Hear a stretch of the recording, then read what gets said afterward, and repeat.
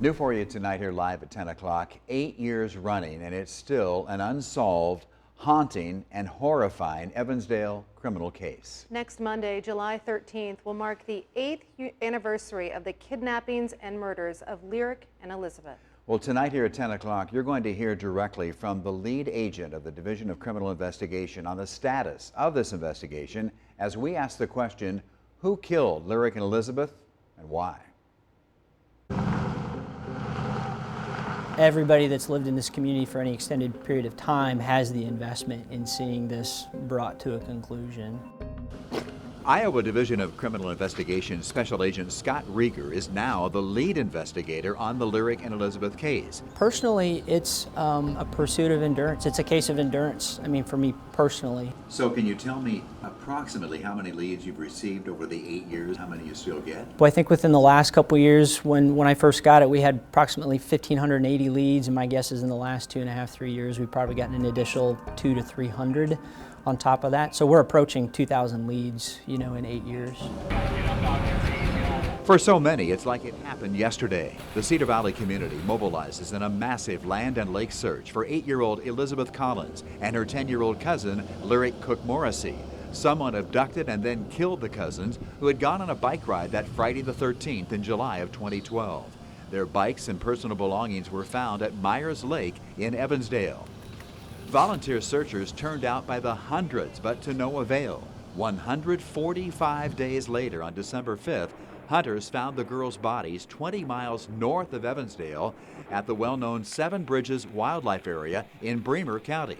The cause and circumstances of their deaths have never been made public. Can you say how many suspects maybe you've had or how many suspects you ruled out? Yeah, we won't comment on ruled in, ruled out, or who we've... Though the case remains unsolved, the Angels Park Island at Myers Lake in Evansdale serves as a lasting tribute and memorial while the investigation continues. And make no mistake, even after 8 years, investigators from federal, state, and local agencies are still working this case, a team which includes criminal intelligence analysts. To go through large volumes of data, and that's what I think a lot of people think. There's just an investigator or two from time to time that go through it, but we have regular periods of time that we carve out to investigate it. Across the community, speculation still runs rampant. Was it a sexual predator who had stalked the girls? We vetted a large amount of sex offenders in Black Hawk County and the surrounding counties. Or is it perhaps connected to the illegal drug scene and an unpaid drug debt?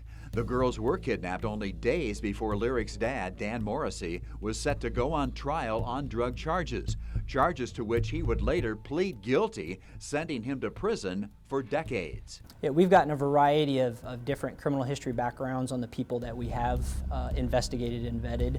Leaving no stone unturned. 5 years ago, officers said they believe the killer is someone who still lives in the community and is familiar with the Seven Bridges area. Are you still thinking along that line? You never want to become too tightly ingrained to, well, this is the only possibility, because then you close the door on another possibility.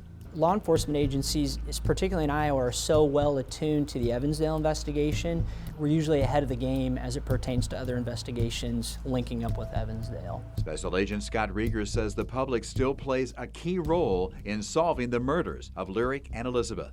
Every tip that comes in gets looked at, but it could be the one thing that comes in that people think that law enforcement already knew about, and maybe we didn't. So we always encourage people, don't just assume that somebody else called it in or that law enforcement knew about it. Call it in, and if it's already been vetted, then we'll know that, and if it hasn't, then we'll vet it out.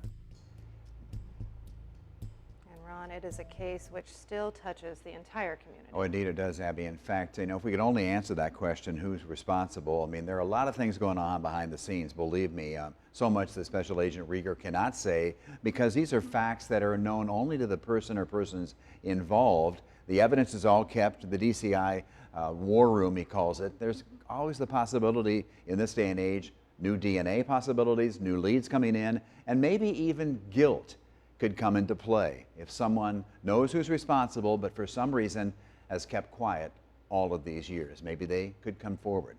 Quick reminders, a substantial reward is still in play in this investigation, so tips can be sent to this very special Department of Public Safety email. It's on your screen there. I know it's a long one. We'll put it on our website. Also, you can call locally, Cedar Valley Crime Stoppers. Their normal number. They do such a great job here, Cedar Valley Crime Stoppers. And also, I want a reminder that the annual Memorial Ride and Drive for the Girls, it will be held this Saturday. Now, it's going to be a little bit different because of social distancing, Abby. This year, of course, they're asking people to please exercise social distancing, drive on your leisure, but then be back at Lofty's by 4 o'clock this Saturday afternoon.